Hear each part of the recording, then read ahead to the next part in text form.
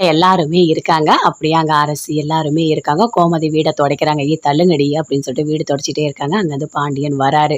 வரும்போதே காஃபி எல்லாமே போண்டா எல்லாமே வாங்கிட்டு வராரு. "அரசி நீ போயிட்டு 3 டம்ளர் எடுத்துட்டு வா போம்மா" அப்படின்னு சொல்றாரு. போயிட்டு எடுத்துட்டு வந்து வைக்கிறாங்க. "பாத்தியா கம கம கம கம கமன்னு வாசனையா இருக்கு. சூப்பரா இருக்கு இந்த காஃபி. இப்பலாம் ரோட்ல எங்க பார்த்தாலும் காஃபி, போண்டா எல்லாமே விக்கிறாங்க. காசு இருந்தா வாங்கி சாப்பிட்டு போயிட்டே இருக்கலாம்." அப்படின்னு சொல்லிட்டு பாண்டியன் சொல்றாரு. காஃபிய குடிக்கிறாரு. "அரசி எடுத்துக்கோ" அப்படின்னு சொல்றாரு. அப்படியே பார்க்குறாங்க. எதுவுமே பேசவே இல்ல. "அத்தை நீங்க என்னத்த பார்த்துட்டு இருக்கீங்க? இந்தாங்க இந்த போண்டாவ எடுத்துக்கங்க" அப்படின்னு குடுக்குறாரு. ஐய்யய்யோ! இப்ப தானே வடை சாப்பிட்டு முடிச்சேன். இன்னொரு வாட்டி போண்டாவா? அப்ப நான் என்ன ஆவேன்னு தெரியலையே! நான் என்ன இவ்ளோ சாப்பிட முடியுமா என்ன? மாப்பிள கிட்ட சொல்லக்கூட முடியாது. "சரி குடுங்க மாப்பிள" அப்படின்னு வாங்கி அந்த போண்டாவ சாப்பிட்டுட்டு இருக்காங்க. எல்லாருமே பார்க்குறாங்க. கோமதி ரொம்ப வருத்தப்படுறாங்க. "ஐயோ கடவுளே! எதுக்காக இவரு இப்படி பண்ணிட்டு இருக்காரு?" அப்படின்னு சொல்லிட்டு வருத்தமா நின்னுட்டு இருக்காங்க. இங்க பாருங்க அத்தை, இப்பல்லாம் எல்லாம் எல்லா இடத்துலயும் வாங்கி சாப்பிடலாம். காஃபி, போண்டா, டீ எல்லாமே வெளிய சாப்பிட்டுக்கலாம். ஒரு பிரச்சனையும் இல்ல. ரோடுக்கு ரோடு நெறைய கடை இருக்கு அப்படின்னு கோமதிய பார்த்து அப்படியே நக்கலா சொல்லிட்டு இருக்காரு பாண்டியன். எல்லாருமே அப்படியே பார்க்குறாங்க. "ஆமாப்பா நல்லா இருக்குப்பா" அப்படின்னு சொல்லிட்டு இருக்காங்க. கோமதி ரொம்ப வருத்தமா உள்ள போறாங்க. போயிட்டு அப்படியே சமையல் ரூம்ல நின்னுட்டு இருக்காங்க. பின்னாடியே கதிர் போறாரு. "அம்மா என்னம்மா நீ ரொம்ப வருத்தமா இருக்கியா? எதுக்கும்மா இப்படி இருக்க? விடும்மா. அவர் சாப்பிடலன்னா என்ன?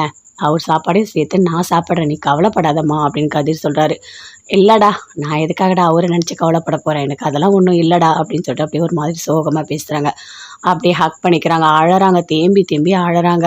"அம்மா அழாதம்மா, விடும்மா. இதெல்லாம் ஒரு பெரிய பிரச்சனை இல்லம்மா" அப்படின்னு சொல்லிட்டு கதிர் ஆறுதல் சொல்லிட்டு இருக்காரு.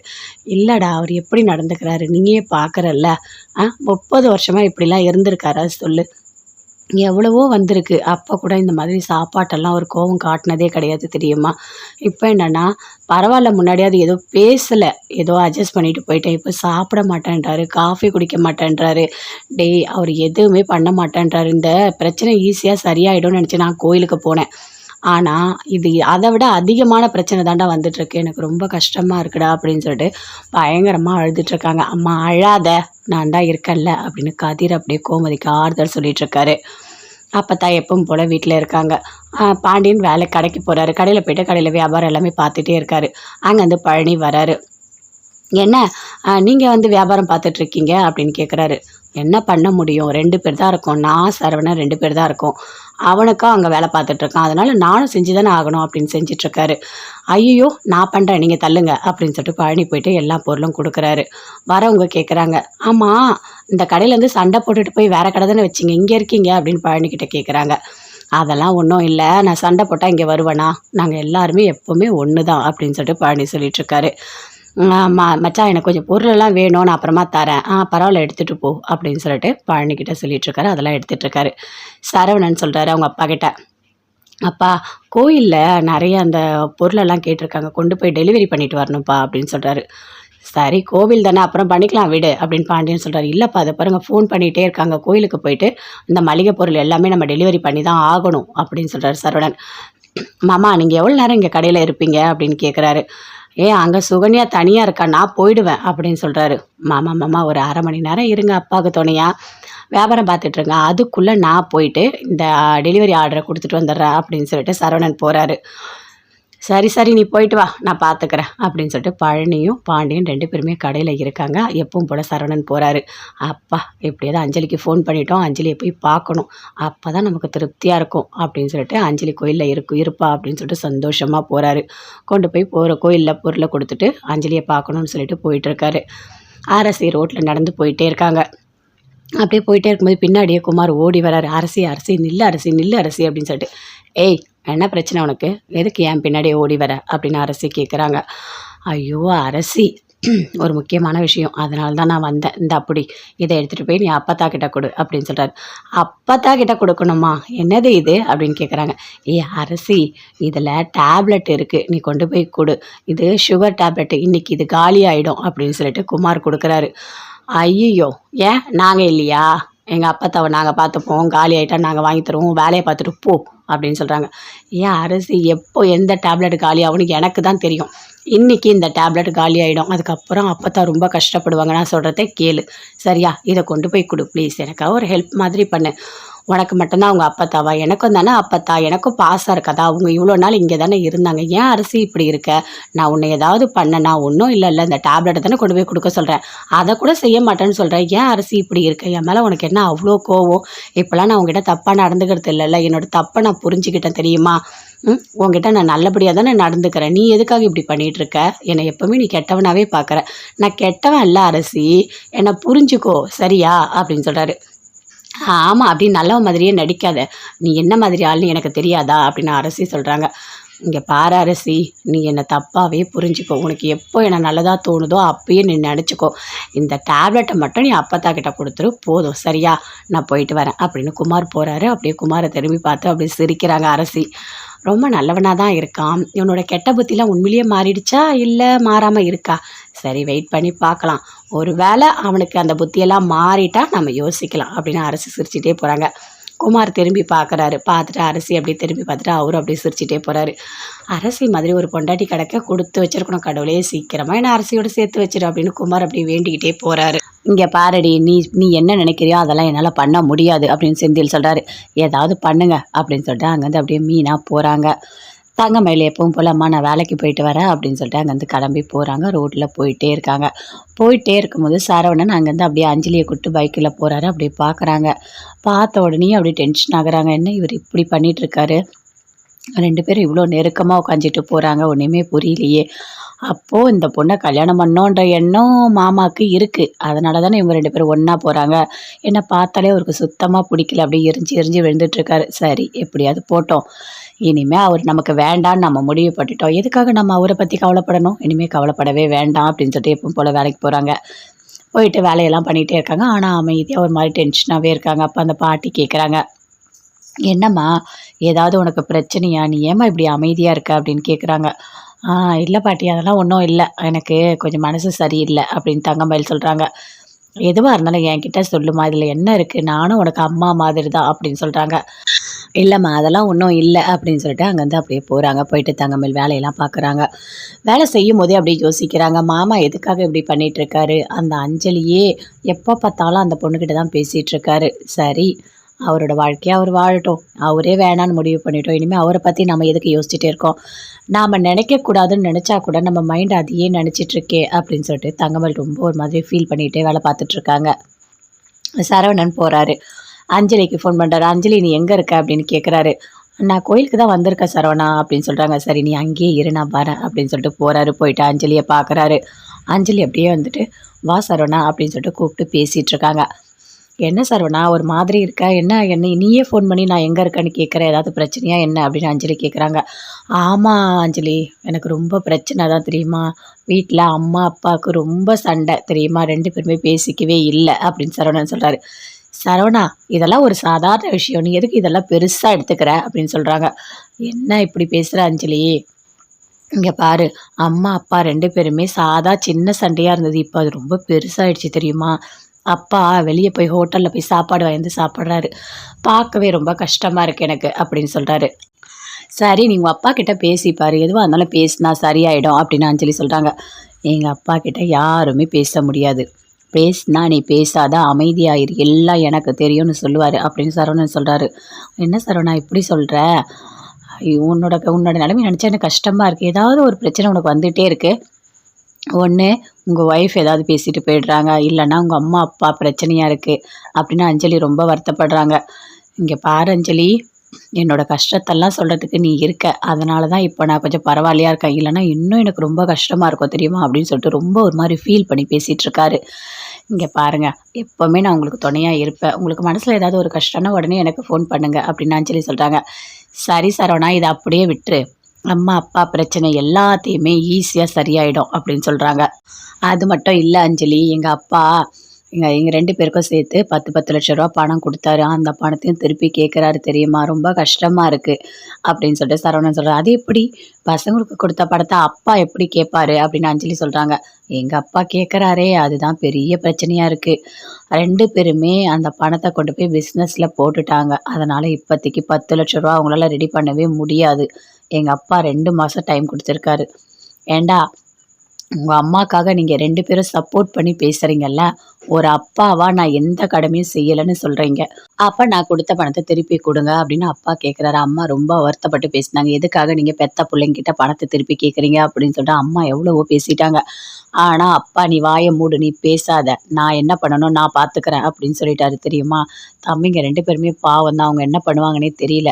அது மட்டும் இல்ல, கரெக்டான டைமுக்கு பணம் குடுக்கல. அப்பா என்ன பண்ணுவாருன்னே தெரியாது. அப்பாவுக்கு பயங்கரமா கோவம் வரும். அப்படின்னு சொல்லிட்டு சரவணன் ரொம்ப ஃபீல் பண்ணி அஞ்சலி கிட்ட சொல்லிட்டு இருக்காரு. "இங்க பாரு சரவணா, எல்லா பிரச்சனையும் சரியாகும். சரியா? நீ அதெல்லாம் போட்டு குழப்பிக்கிட்டு வருத்தப்பட்டுட்டு இருக்காத. சரியா? சரி நான் போயிட்டு வரேன்" அப்படின்னு அஞ்சலி அங்கருந்து கிளம்புறாங்க. சரவணனும் சரி எனக்கு டைம் ஆகுது அப்படின்னு சொல்லிட்டு அங்கருந்து அவரும் கிளம்புறாரு. பாண்டியன் கடைக்கு வராரு. வந்துட்டு அப்படியே கோவமா இருக்காரு. எதுவுமே பேசவே இல்ல. சரவணன் கேட்குறாரு, "அப்பா இங்க டெலிவரி குடுக்கணும், அங்க டெலிவரி குடுக்கணும்" அப்படின்னு சொல்றாரு. "சரி நீ போய் குடுத்துட்டு வா போ" அப்படின்னு சொல்றாரு. "அப்பா என்னப்பா அதையே நினைச்சுட்டு இருக்கீங்களா? வருத்தப்படாதீங்கப்பா, விடுங்கப்பா" அப்படின்னு சரவணன் சொல்றாரு. "இங்க பாருடா, நான் வருத்தம்லாம் படல. நான் எதுவுமே படல. நான் என் வேலைய தான் பார்க்குறேன்" அப்படின்னு சொல்றாரு. "அப்பா தம்பிங்க 2 பேருமே பாவம்ப்பா. அவங்ககிட்ட போய் ரூ. 10,00,000 பணம் கேட்டிருக்கீங்க. அவங்க என்னப்பா பண்ணுவாங்க? அவங்க அந்த பணத்த எடுத்து பிசினஸ்ல போட்டாங்க. இப்ப எப்படி அந்த பணத்த அவங்களால திருப்பி குடுக்க முடியும்?" அப்படின்னு சரவணன் கேட்குறாரு. "குடுக்கட்டும்டா, குடுக்கட்டும். அப்பதான் அவனுங்க 2 பேருக்கும் திமிரு அடங்கும்." 2 பேரும் சேர்ந்து, "ஒரு அப்பாவா நீங்க எங்களுக்கு என்ன பண்ணீங்கன்னு" எவ்வளோ திமிரா கேட்டானுங்க. இப்போ இப்போ தெரியும்ல அப்படின்னு பாண்டியன் அப்படியே கோவமா சரவணன் கிட்ட கத்துறாரு. கோமதி வீட்ல ரொம்ப வருத்தமா இருக்காங்க. அவங்க அம்மா 2 பேருமே சேர்ந்து பேசிட்டு இருக்காங்க. "என்னம்மா இது? நான் ஒண்ணு நெனச்சா அது ஒண்ணு போய் நடந்துடுச்சு. நீயும் மாப்பிள்ளையும் சேர்ந்து வாழணும், ஒண்ணா இருக்கணும், பேசணும் அப்படின்னு நெனச்சு தான் நீ காணாம போயிட்டன்னு நான் சொன்னேன். கடைசியில புள்ளைங்க கிட்ட 10 லட்சம் ரூவா பணத்த கேட்டிருக்காரே! பாவம் அவனுங்க என்ன பண்ணுவானுங்க? எனக்கு ஒண்ணுமே புரியலையே!" அப்படின்னு அப்பத்தான் ரொம்ப வருத்தப்படுறாங்க. "ஆமாம்மா, இவன் எடுத்து பிசினஸ்ல போட்டான். அவன் என்ன பண்ணான்னு தெரியல. அவ்ளோ பணத்த 2 பேரும் சேர்ந்து 2 மாசத்துல எப்படிம்மா ரெடி பண்ணுவானுங்க? இவரு ஏன் இப்படி இருக்காருன்னே தெரியல. இவருக்கு கோவத்த காட்டுறேன்னு சொல்லிட்டு மாத்தி அவனுங்க மேல காட்டுறாரு" அப்படின்னு கோமதி சொல்றாங்க. "அது மட்டும் இல்ல. அவங்கலாம் எங்களுக்கெல்லாம் என்ன பண்ணீங்கன்னு அவன் கேட்டதுனால தான் அவருக்கு கோவம் வந்துருச்சு. என்ன நான் பண்ணல. 10 லட்சம் பணம் குடுத்தல அத திருப்பி குடு" அப்படின்னு சொல்லிட்டு "மாப்பிள்ளைக்கு ரொம்ப கோவம் வந்துருச்சும்மா" அப்படின்னு சொல்லிட்டு அப்பத்தான் சொல்றாங்க. "எனக்கும் தெரியுது. இருந்தாலும் நான் என்ன பண்ண முடியும்?" அப்படின்னு சொல்லிட்டு கோமதி ரொம்ப வருத்தப்படுறாங்க. "சரிம்மா எனக்கு வேலை இருக்கு. நான் போயிட்டு சமையல் ரூம்ல வேலை பார்க்குறேன். இதையே யோசிச்சுட்டு இருந்தா எனக்கு ஒரு வழி ஆயிடும். அப்புறம் தலைவலிலாம் வந்தா என்னால தாங்க முடியாது" அப்படின்னு சொல்லிட்டு அங்கருந்து கோமதி அப்படியே போறாங்க. அப்பத்தான் ரொம்ப வருத்தப்படுறாங்க. "கடவுளே இந்த பிரச்சனைலாம் சரியாகணும். மாப்பிள்ளை எப்படியாவது மனசு வச்சு இந்த பணத்த கேட்காம இருந்தா நல்லா இருக்கும். பாவம் 2 பேருமே என்ன பண்ணுவாங்க? ரூ. 10,00,000ன்றது பெரிய பணம்ல" அப்படின்னு சொல்லிட்டு அப்பத்தான் ரொம்ப வருத்தமா யோசிச்சுட்டு இல்ல எல்லாருமே இருக்காங்க. அப்படியே அங்க அரசி எல்லாருமே இருக்காங்க. கோமதி வீட துடைக்கிறாங்க. "ஏய் தள்ளுங்கடி" அப்படின்னு சொல்லிட்டு வீடு துடைச்சிட்டே இருக்காங்க. அங்கருந்து பாண்டியன் வராரு. வரும்போதே காஃபி எல்லாமே போண்டா எல்லாமே வாங்கிட்டு வராரு. "அரசி நீ போயிட்டு 3 டம்ளர் எடுத்துட்டு வா போம்மா" அப்படின்னு சொல்றாரு. போயிட்டு எடுத்துட்டு வந்து வைக்கிறாங்க. "பாத்தியா கம கம கம கம கமன்னு வாசனையா இருக்கு. சூப்பரா இருக்கு இந்த காஃபி. இப்பலாம் ரோட்ல எங்க பார்த்தாலும் காஃபி, போண்டா எல்லாமே விக்கிறாங்க. காசு இருந்தா வாங்கி சாப்பிட்டு போயிட்டே இருக்கலாம்" அப்படின்னு சொல்லிட்டு பாண்டியன் சொல்றாரு. காஃபிய குடிக்கிறாரு. "அரசி எடுத்துக்கோ" அப்படின்னு சொல்றாரு. அப்படியே பார்க்குறாங்க. எதுவுமே பேசவே இல்ல. "அத்தை நீங்க என்னத்த பார்த்துட்டு இருக்கீங்க? இந்தாங்க இந்த போண்டாவ எடுத்துக்கங்க" அப்படின்னு குடுக்குறாரு. ஐய்யய்யோ! இப்ப தானே வடை சாப்பிட்டு முடிச்சேன். இன்னொரு வாட்டி போண்டாவா? அப்ப நான் என்ன ஆவேன்னு தெரியலையே! நான் என்ன இவ்ளோ சாப்பிட முடியுமா என்ன? மாப்பிள கிட்ட சொல்லக்கூட முடியாது. "சரி குடுங்க மாப்பிள" அப்படின்னு வாங்கி அந்த போண்டாவ சாப்பிட்டுட்டு இருக்காங்க. எல்லாருமே பார்க்குறாங்க. கோமதி ரொம்ப வருத்தப்படுறாங்க. "ஐயோ கடவுளே! எதுக்காக இவரு இப்படி பண்ணிட்டு இருக்காரு?" அப்படின்னு சொல்லிட்டு வருத்தமா நின்னுட்டு இருக்காங்க. "இங்க பாருங்க அத்த, இப்பல்லாம் எல்லாம் எல்லா இடத்துலயும் வாங்கி சாப்பிடலாம். காஃபி, போண்டா, டீ எல்லாமே வெளிய சாப்பிட்டுக்கலாம். ஒரு பிரச்சனையும் இல்ல. ரோடுக்கு ரோடு நெறைய கடை இருக்கு" அப்படின்னு கோமதிய பார்த்து அப்படியே நக்கலா சொல்லிட்டு இருக்காரு பாண்டியன். எல்லாருமே அப்படியே பார்க்குறாங்க. "ஆமாப்பா நல்லா இருக்குப்பா" அப்படின்னு சொல்லிட்டு இருக்காங்க. கோமதி ரொம்ப வருத்தமா உள்ள போறாங்க. போயிட்டு அப்படியே சமையல் ரூம்ல நின்னுட்டு இருக்காங்க. பின்னாடியே கதிர் போறாரு. "அம்மா என்னம்மா நீ ரொம்ப வருத்தமா இருக்கியா? எதுக்கும்மா இப்படி இருக்க? விடும்மா. அவர் சாப்பிடலன்னா என்ன? அவர் சாப்பாடையும் சேர்த்து நான் சாப்பிடுறேன். நீ கவலைப்படாதம்மா" அப்படின்னு கதிர் சொல்றாரு. "இல்லடா, நான் எதுக்காகடா அவர நினைச்சு கவலைப்பட போறேன். எனக்கு அதெல்லாம் ஒண்ணும் இல்லடா" அப்படின்னு சொல்லிட்டு அப்படியே ஒரு மாதிரி சோகமா பேசுறாங்க. அப்படியே ஹக் பண்ணிக்கிறாங்க. அழறாங்க. தேம்பி தேம்பி அழறாங்க. "அம்மா அழாதம்மா, விடும்மா. இதெல்லாம் ஒரு பெரிய பிரச்சனை இல்லம்மா" அப்படின்னு சொல்லிட்டு கதிர் ஆறுதல் சொல்லிட்டு இருக்காரு. "இல்லடா, அவரு எப்படி நடந்துக்கிறாரு நீயே பார்க்குறல்ல. 30 வருஷமா இப்படிலாம் இருந்திருக்காரா சொல்லு? எவ்வளவோ வந்திருக்கு. அப்ப கூட இந்த மாதிரி சாப்பாட்டெல்லாம் ஒரு கோவம் காட்டுனதே கிடையாது தெரியுமா? இப்ப என்னன்னா, பரவால்ல முன்னாடியாவது ஏதோ பேசல. ஏதோ அட்ஜஸ்ட் பண்ணிட்டு போயிட்டேன். இப்ப சாப்பிட மாட்டேன்றாரு. காஃபி குடிக்க மாட்டேன்றாரு. அவரு எதுவுமே பண்ண மாட்டேன்றாரு. இந்த பிரச்சனை ஈஸியா சரியாயிடும்னு நெனச்சு நான் கோயிலுக்கு போனேன். ஆனால் இது அதை விட அதிகமான பிரச்சனை தாண்டா வந்துட்டுருக்கு, எனக்கு ரொம்ப கஷ்டமாக இருக்குடா அப்படின்னு சொல்லிட்டு பயங்கரமாக அழுதுட்ருக்காங்க. அம்மா அழாத, நான் தான் இருக்கேன்ல அப்படின்னு கதிர் அப்படியே கோமதிக்கு ஆறுதல் சொல்லிகிட்ருக்காரு. அப்போ எப்பவும் போல் வீட்டில் இருக்காங்க. பாண்டியன் கடைக்கு போகிறாரு. கடையில் போய்ட்டு கடையில் வியாபாரம் எல்லாமே பார்த்துட்டே இருக்காரு. அங்கேருந்து பழனி வராரு. என்ன நீங்கள் வந்து வியாபாரம் பார்த்துட்ருக்கீங்க அப்படின்னு கேட்குறாரு. என்ன பண்ண முடியும், 2 பேர் தான் இருக்கோம், நான் சரவணன் 2 பேர் தான் இருக்கோம். அவனுக்கும் அங்கே வேலை பார்த்துட்ருக்கான், அதனால் நானும் செஞ்சு தானே ஆகணும் அப்படின்னு செஞ்சிட்ருக்காரு.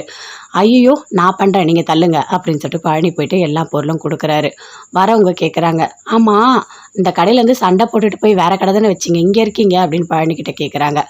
அதெல்லாம் ஒன்றும் இல்லை, நான் சண்டை போட்டால் இங்கே வருவேனா, நாங்கள் எல்லாருமே எப்போவுமே ஒன்று தான் அப்படின்னு சொல்லிட்டு பழனி சொல்லிகிட்ருக்காரு.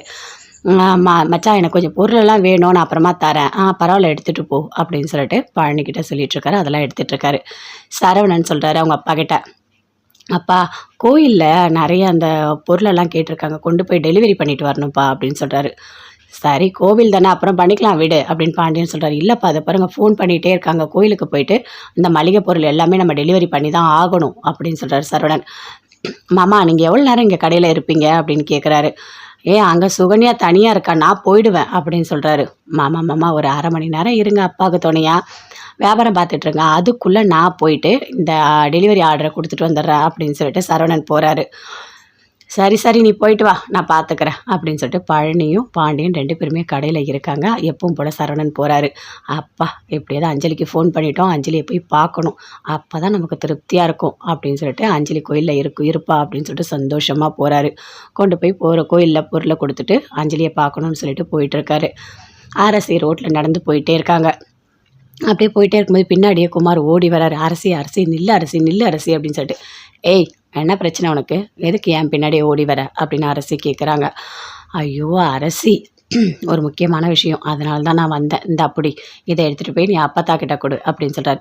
அப்பத்தா கிட்ட கொடுக்கணுமா, என்னது இது அப்படின்னு கேட்குறாங்க. அரசி இதில் டேப்லெட் இருக்குது, நீ கொண்டு போய் கொடு, இது சுகர் டேப்லெட்டு, இன்றைக்கி இது காலி ஆகிடும் அப்படின்னு சொல்லிட்டு குமார் கொடுக்குறாரு. ஐயோ ஏன் நாங்கள் இல்லையா, எங்கள் அப்பத்தாவை நாங்கள் பார்த்துப்போம், காலி ஆகிட்டா நாங்கள் வாங்கி தருவோம், வேலையை பார்த்துட்டு போ அப்படின்னு சொல்கிறாங்க. அரசி எப்போ எந்த டேப்லெட் காலி ஆகும்னு எனக்கு தான் தெரியும், இன்றைக்கி இந்த டேப்லெட் காலி ஆகிடும், அதுக்கப்புறம் அப்பத்தா ரொம்ப கஷ்டப்படுவாங்க, நான் சொல்கிறத கேளு சரியா, இதை கொண்டு போய் கொடு ப்ளீஸ், எனக்காக ஒரு ஹெல்ப் மாதிரி பண்ணு, உனக்கு மட்டும்தான் அவங்க அப்பத்தாவா, எனக்கும் தானே அப்பத்தா, எனக்கும் பாசம் இருக்காதா, அவங்க இவ்வளோ நாள் இங்கே தானே இருந்தாங்க, ஏன் அரசி இப்படி இருக்க, நான் உன்னை ஏதாவது பண்ணனா, ஒன்றும் இல்லை இந்த டேப்லெட்டை தானே கொண்டு போய் கொடுக்க சொல்கிறேன், அதை கூட செய்ய மாட்டேன்னு சொல்கிறேன், ஏன் அரசி இப்படி இருக்க, என் மேலே உனக்கு என்ன அவ்வளோ கோவம், இப்போலாம் நான் உங்ககிட்ட தப்பாக நடந்துக்கிறது இல்லைல்ல, என்னோடய தப்பை நான் புரிஞ்சுக்கிட்டேன் தெரியுமா, உங்ககிட்ட நான் நல்லபடியாக தானே நடந்துக்கிறேன், நீ எதுக்காக இப்படி பண்ணிகிட்ருக்க, என்னை எப்போவுமே நீ கெட்டவனாகவே பார்க்குற, நான் கெட்டவன் இல்லை அரசி, என்னை புரிஞ்சுக்கோ சரியா அப்படின்னு சொல்கிறாரு. ஆமாம் அப்படின்னு நல்லவ மாதிரியே நடிக்காத, நீ என்ன மாதிரி ஆள்னு எனக்கு தெரியாதா அப்படின்னு அரசி சொல்கிறாங்க. இங்கே பாரு அரசி, நீ என்னை தப்பாகவே புரிஞ்சுக்கோ, உனக்கு எப்போ என்னை நல்லதாக தோணுதோ அப்பயே நீ நினச்சிக்கோ, இந்த டேப்லெட்டை மட்டும் நீ அப்பத்தா கிட்ட கொடுத்துரு போதும் சரியா, நான் போயிட்டு வரேன் அப்படின்னு குமார் போகிறாரு. அப்படியே குமாரை திரும்பி பார்த்து அப்படியே சிரிக்கிறாங்க அரசி. ரொம்ப நல்லவனாக தான் இருக்கான், இவனோட கெட்ட புத்திலாம் உண்மையிலேயே மாறிடுச்சா இல்லை மாறாமல் இருக்கா, சரி வெயிட் பண்ணி பார்க்கலாம், ஒரு வேளை அவனுக்கு அந்த புத்தியெல்லாம் மாறிட்டா நம்ம யோசிக்கலாம் அப்படின்னு அரசி சிரிச்சிட்டே போகிறாங்க. குமார் திரும்பி பார்க்குறாரு, பார்த்துட்டு அரசி அப்படியே திரும்பி பார்த்துட்டு அவரும் அப்படியே சிரிச்சிட்டே போகிறாரு. அரசி மாதிரி ஒரு பொண்டாட்டி கிடக்க கொடுத்து வச்சிருக்கணும் கடவுளே, சீக்கிரமாக என்ன அரசியோடு சேர்த்து வச்சிரு அப்படின்னு குமார் அப்படியே வேண்டிக்கிட்டே போகிறாரு. இங்கே பாரடி, நீ என்ன நினைக்கிறியோ அதெல்லாம் என்னால் பண்ண முடியாது அப்படின்னு செந்தில் சொல்கிறாரு. ஏதாவது பண்ணுங்க அப்படின்னு சொல்லிட்டு அங்கேருந்து அப்படியே மீனாக போகிறாங்க. தங்கமயில் எப்பவும் போல் அம்மா நான் வேலைக்கு போயிட்டு வரேன் அப்படின்னு சொல்லிட்டு அங்கேருந்து கிளம்பி போகிறாங்க. ரோட்டில் போயிட்டே இருக்காங்க. போயிட்டே இருக்கும்போது சரவணன் அங்கேருந்து அப்படியே அஞ்சலியை கூப்பிட்டு பைக்கில் போகிறாரு. அப்படியே பார்க்குறாங்க. பார்த்த உடனே அப்படியே டென்ஷன் ஆகுறாங்க, என்ன இவர் இப்படி பண்ணிகிட்ருக்காரு, 2 பேரும் இவ்வளோ நெருக்கமாக உட்காந்துட்டு போகிறாங்க, ஒன்றுமே புரியலையே. அப்போது இந்த பொண்ணை கல்யாணம் பண்ணோன்ற எண்ணம் மாமாவுக்கு இருக்குது, அதனால தானே இவங்க 2 பேரும் ஒன்றா போகிறாங்க. என்னை பார்த்தாலே அவருக்கு சுத்தமாக பிடிக்கல, அப்படியே எரிஞ்சு விழுந்துட்டுருக்காரு. சரி எப்படியாவது போட்டோம், இனிமேல் அவர் நமக்கு வேண்டான்னு நம்ம முடிவு பண்ணிட்டோம், எதுக்காக நம்ம அவரை பற்றி கவலைப்படணும், இனிமேல் கவலைப்படவே வேண்டாம் அப்படின்னு சொல்லிட்டு எப்பவும் போல் வேலைக்கு போகிறாங்க. போயிட்டு வேலையெல்லாம் பண்ணிகிட்டே இருக்காங்க. ஆனால் அமைதியாக ஒரு மாதிரி டென்ஷனாகவே இருக்காங்க. அப்போ அந்த பாட்டி கேட்குறாங்க, என்னம்மா ஏதாவது உனக்கு பிரச்சனையா, நீ ஏம்மா இப்படி அமைதியாக இருக்க அப்படின்னு கேட்குறாங்க. இல்லை பாட்டி அதெல்லாம் ஒன்றும் இல்லை, எனக்கு கொஞ்சம் மனசு சரியில்லை அப்படின்னு தங்கமயில் சொல்கிறாங்க. எதுவாக இருந்தாலும் என்கிட்ட சொல்லுமா, இதில் என்ன இருக்குது, நானும் உனக்கு அம்மா மாதிரி தான் அப்படின்னு சொல்கிறாங்க. இல்லம்மா அதெல்லாம் ஒண்ணும் இல்ல அப்படின்னு சொல்லிட்டு அங்கருந்து அப்படியே போறாங்க. போயிட்டு தங்கமேல் வேலையெல்லாம் பார்க்குறாங்க. வேலை செய்யும்போதே அப்படியே யோசிக்கிறாங்க, மாமா எதுக்காக இப்படி பண்ணிட்டு இருக்காரு? அந்த அஞ்சலியே எப்ப பார்த்தாலும் அந்த பொண்ணுகிட்ட தான் பேசிட்டு இருக்காரு. சரி, அவரோட வாழ்க்கைய அவர் வாழட்டும். அவரே வேணான்னு முடிவு பண்ணிட்டோம். இனிமே அவர பத்தி நம்ம எதுக்கு யோசிச்சுட்டே இருக்கோம்? நாம நினைக்கக்கூடாதுன்னு நெனச்சா கூட நம்ம மைண்ட் அதையே நெனச்சிட்டு இருக்கே அப்படின்னு சொல்லிட்டு தங்கமேல் ரொம்ப ஒரு மாதிரி ஃபீல் பண்ணிட்டே வேலை பார்த்துட்டு இருக்காங்க. சரவணன் போறாரு. அஞ்சலிக்கு ஃபோன் பண்றாரு. "அஞ்சலி நீ எங்க இருக்க?" அப்படின்னு கேட்குறாரு. "நான் கோயிலுக்கு தான் வந்திருக்கேன் சரவணா" அப்படின்னு சொல்றாங்க. "சரி நீ அங்கேயே இரு நான் வரேன்" அப்படின்னு சொல்லிட்டு போறாரு. போயிட்டு அஞ்சலிய பார்க்குறாரு. அஞ்சலி அப்படியே வந்துட்டு, "வா சரவணா" அப்படின்னு சொல்லிட்டு கூப்பிட்டு பேசிட்டு இருக்காங்க. "என்ன சரவணா ஒரு மாதிரி இருக்க? என்ன என்ன நீயே ஃபோன் பண்ணி நான் எங்க இருக்கேன்னு கேட்குற. ஏதாவது பிரச்சனையா என்ன?" அப்படின்னு அஞ்சலி கேட்குறாங்க. "ஆமா அஞ்சலி, எனக்கு ரொம்ப பிரச்சனை தான் தெரியுமா? வீட்ல அம்மா, அப்பாவுக்கு ரொம்ப சண்டை தெரியுமா? 2 பேருமே பேசிக்கவே இல்ல" அப்படின்னு சரவணன் சொல்றாரு. "சரவணா, இதெல்லாம் ஒரு சாதாரண விஷயம். நீ எதுக்கு இதெல்லாம் பெருசா எடுத்துக்கிற?" அப்படின்னு சொல்றாங்க. "என்ன இப்படி பேசுற அஞ்சலி? இங்க பாரு, அம்மா, அப்பா 2 பேருமே சாதா சின்ன சண்டையா இருந்தது. இப்ப அது ரொம்ப பெருசாயிடுச்சு தெரியுமா? அப்பா வெளிய போய் ஹோட்டல்ல போய் சாப்பாடு வாங்கிட்டு வந்து சாப்பிடுறாரு. பார்க்கவே ரொம்ப கஷ்டமா இருக்கு எனக்கு" அப்படின்னு சொல்றாரு. "சரி நீ உங்க அப்பா கிட்ட பேசி பாரு. எதுவா இருந்தாலும் பேசினா சரியாயிடும்" அப்படின்னு அஞ்சலி சொல்றாங்க. "எங்க அப்பா கிட்ட யாருமே பேச முடியாது. பேசினா நீ பேசாத அமைதியா இரு. எல்லாம் எனக்கு தெரியும்னு சொல்லுவாரு" அப்படின்னு சரவணன் சொல்றாரு. "என்ன சரவணா இப்படி சொல்ற? உன்னோட உன்னோட நிலைமைய நினைச்சா எனக்கு கஷ்டமா இருக்கு. ஏதாவது ஒரு பிரச்சனை உனக்கு வந்துட்டே இருக்கு. ஒண்ணு உங்க ஒய்ஃப் ஏதாவது பேசிட்டு போயிடுறாங்க. இல்லன்னா உங்க அம்மா, அப்பா பிரச்சனையா இருக்கு" அப்படின்னு அஞ்சலி ரொம்ப வருத்தப்படுறாங்க. "இங்க பாரு அஞ்சலி, என்னோட கஷ்டத்தெல்லாம் சொல்றதுக்கு நீ இருக்க. அதனால தான் இப்ப நான் கொஞ்சம் பரவாயில்லையா இருக்கேன். இல்லன்னா இன்னும் எனக்கு ரொம்ப கஷ்டமா இருக்கும் தெரியுமா?" அப்படின்னு சொல்லிட்டு ரொம்ப ஒரு மாரி ஃபீல் பண்ணி பேசிட்டு இருக்காரு. "இங்க பாருங்க, எப்பவுமே நான் உங்களுக்கு துணையா இருப்பேன். உங்களுக்கு மனசுல ஏதாவது ஒரு கஷ்டம்னா உடனே எனக்கு ஃபோன் பண்ணுங்க" அப்படின்னு அஞ்சலி சொல்றாங்க. "சரி சரவணா, இத அப்படியே விட்டுரு. அம்மா, அப்பா பிரச்சனை எல்லாத்தையுமே ஈஸியா சரியாயிடும்" அப்படின்னு சொல்றாங்க. "அது மட்டும் இல்ல அஞ்சலி, எங்க அப்பா எங்க எங்க 2 பேருக்கும் சேர்த்து 10, 10 லட்ச ரூவா பணம் குடுத்தாரு. அந்த பணத்தையும் திருப்பி கேட்குறாரு தெரியுமா? ரொம்ப கஷ்டமா இருக்கு" அப்படின்னு சொல்லிட்டு சரவணன் சொல்றாரு. "அது எப்படி? பசங்களுக்கு குடுத்த பணத்த அப்பா எப்படி கேட்பாரு?" அப்படின்னு அஞ்சலி சொல்றாங்க. "எங்க அப்பா கேட்குறாரே, அதுதான் பெரிய பிரச்சனையா இருக்கு. 2 பேருமே அந்த பணத்த கொண்டு போய் பிசினஸ்ல போட்டுட்டாங்க. அதனால இப்போதைக்கு 10 லட்ச ரூவா அவங்களால ரெடி பண்ணவே முடியாது. எங்க அப்பா 2 மாசம் டைம் குடுத்துருக்காரு. ஏன்டா உங்க அம்மாக்காக நீங்க 2 பேரும் சப்போர்ட் பண்ணி பேசுறீங்கல்ல, ஒரு அப்பாவா நான் எந்த கடமையும் செய்யலன்னு சொல்றீங்க. அப்ப நான் குடுத்த பணத்த திருப்பி குடுங்க" அப்படின்னு அப்பா கேட்குறாரு. அம்மா ரொம்ப வருத்தப்பட்டு பேசினாங்க. "எதுக்காக நீங்க பெத்த புள்ளைங்கிட்ட பணத்த திருப்பி கேட்குறீங்க?" அப்படின்னு சொல்லிட்டு அம்மா எவ்வளவோ பேசிட்டாங்க. ஆனா, "அப்பா நீ வாய மூடு, நீ பேசாத. நான் என்ன பண்ணணும் நான் பார்த்துக்கிறேன்" அப்படின்னு சொல்லிட்டாரு தெரியுமா?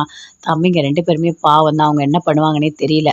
அது மட்டும் இல்ல, கரெக்டான டைமுக்கு பணம் குடுக்கல. அப்பா என்ன பண்ணுவாருன்னே தெரியாது. அப்பாவுக்கு பயங்கரமா கோவம் வரும். அப்படின்னு சொல்லிட்டு சரவணன் ரொம்ப ஃபீல் பண்ணி அஞ்சலி கிட்ட சொல்லிட்டு இருக்காரு. "இங்க பாரு சரவணா, எல்லா பிரச்சனையும் சரியாகும் சரியா? நீ அதெல்லாம் போட்டு குழப்பிக்கிட்டு வருத்தப்பட்டுட்டு இருக்காத சரியா? சரி நான் போயிட்டு வரேன்" அப்படின்னு அஞ்சலி அங்கேருந்து கிளம்புறாங்க. சரவணனும் சரி எனக்கு டைம் ஆகுது அப்படின்னு சொல்லிட்டு அங்கேருந்து அவரும் கிளம்புறாரு. பாண்டியன் கடைக்கு வராரு. வந்துட்டு அப்படியே கோவமா இருக்காரு. எதுவுமே பேசவே இல்ல. சரவணன் கேட்குறாரு, "அப்பா இங்க டெலிவரி குடுக்கணும், அங்க டெலிவரி குடுக்கணும்" அப்படின்னு சொல்றாரு. "சரி நீ போய் குடுத்துட்டு வா போ" அப்படின்னு சொல்றாரு. "அப்பா என்னப்பா அதையே நினைச்சிட்டு இருக்கீங்களா? வருத்தப்படாதீங்கப்பா, விடுங்கப்பா" அப்படின்னு சரவணன் சொல்றாரு. "இங்க பாருடா, நான் வருத்தலாம் படல. நான் எதுவுமே படல. நான் என் வேலைய தான் பார்க்குறேன்" அப்படின்னு சொல்றாரு. "அப்பா தம்பிங்க 2 பேருமே பாவம்ப்பா. அவங்ககிட்ட போய் ரூ. 10,00,000 பணம் கேட்டிருக்கீங்க. அவங்க என்னப்பா பண்ணுவாங்க? அவங்க அந்த பணத்த எடுத்து பிசினஸ்ல போட்டாங்க. இப்ப எப்படி அந்த பணத்த அவங்களால திருப்பி குடுக்க முடியும்?" அப்படின்னு சரவணன் கேட்குறாரு. "குடுக்கட்டும்டா, குடுக்கட்டும். அப்பதான் அவனுங்க 2 பேருக்கும் திமிரு அடங்கும்." 2 பேரும் சேர்ந்து, "ஒரு அப்பாவா நீங்க எங்களுக்கு என்ன பண்ணீங்கன்னு" எவ்வளோ திமிரா கேட்டானுங்க. இப்போ இப்போ தெரியும்ல அப்படின்னு பாண்டியன் அப்படியே கோவமா சரவணன் கிட்ட கத்துறாரு. கோமதி வீட்ல ரொம்ப வருத்தமா இருக்காங்க. அவங்க அம்மா 2 பேருமே சேர்ந்து பேசிட்டு இருக்காங்க. "என்னம்மா இது? நான் ஒண்ணு நெனச்சா அது ஒண்ணு போய் நடந்துடுச்சு. நீயும் மாப்பிள்ளையும் சேர்ந்து வாழணும், ஒண்ணா இருக்கணும், பேசணும் அப்படின்னு நெனச்சு தான் நீ காணாம போயிட்டன்னு நான் சொன்னேன். கடைசியில புள்ளைங்க கிட்ட 10, 10 லட்ச ரூவா பணத்த கேட்டிருக்காரே! பாவம் அவனுங்க என்ன பண்ணுவானுங்க? எனக்கு ஒண்ணுமே புரியலையே!" அப்படின்னு அப்பத்தா ரொம்ப வருத்தப்படுறாங்க. "ஆமாம்மா, இவன் எடுத்து பிசினஸ்ல போட்டான். அவன் என்ன பண்ணான்னு தெரியல. அவ்ளோ பணத்த 2 பேரும் சேர்ந்து 2 மாசத்துல எப்படிம்மா ரெடி பண்ணுவானுங்க? இவரு ஏன் இப்படி இருக்காருன்னே தெரியல. இவருக்கு கோவத்த காட்டுறேன்னு சொல்லிட்டு மாத்தி அவனுங்க மேல காட்டுறாரு" அப்படின்னு கோமதி சொல்றாங்க. "அது மட்டும் இல்ல, அவங்கலாம் எங்களுக்கெல்லாம் என்ன பண்ணீங்கன்னு அவன் கேட்டதுனால தான் அவருக்கு கோவம் வந்துருச்சு. என்ன நான் பண்ணல. 10, 10 லட்ச ரூவா பணம் குடுத்தல அத திருப்பி குடு" அப்படின்னு சொல்லிட்டு "மாப்பிள்ளைக்கு ரொம்ப கோவம் வந்துருச்சும்மா" அப்படின்னு சொல்லிட்டு அப்பத்தா சொல்றாங்க. "எனக்கும் தெரியுது. இருந்தாலும் நான் என்ன பண்ண முடியும் அப்படின்னு சொல்லிட்டு கோமதி ரொம்ப வருத்தப்படுறாங்க. சரிம்மா எனக்கு வேலை இருக்கு. நான் போயிட்டு சமையல் ரூம்ல வேலை பார்க்குறேன். இதையே யோசிச்சுட்டு இருந்தா எனக்கு ஒரு வழி ஆயிடும். அப்புறம் தலைவலிலாம் வந்தா என்னால தாங்க முடியாது அப்படின்னு சொல்லிட்டு அங்கேருந்து கோமதி அப்படியே போறாங்க. அப்பத்தா ரொம்ப வருத்தப்படுறாங்க. கடவுளே இந்த பிரச்சனைலாம் சரியாகணும். மாப்பிள்ளை எப்படியாவது மனசு வச்சு இந்த பணத்த கேட்காம இருந்தா நல்லா இருக்கும். பாவம் 2 பேருமே என்ன பண்ணுவாங்க? ரூ. 10,00,000ன்றது பெரிய பணம் இல்ல அப்படின்னு சொல்லிட்டு அப்பத்தா ரொம்ப வருத்தமா யோசிச்சுட்டு உட்காந்துட்டு இருக்காங்க.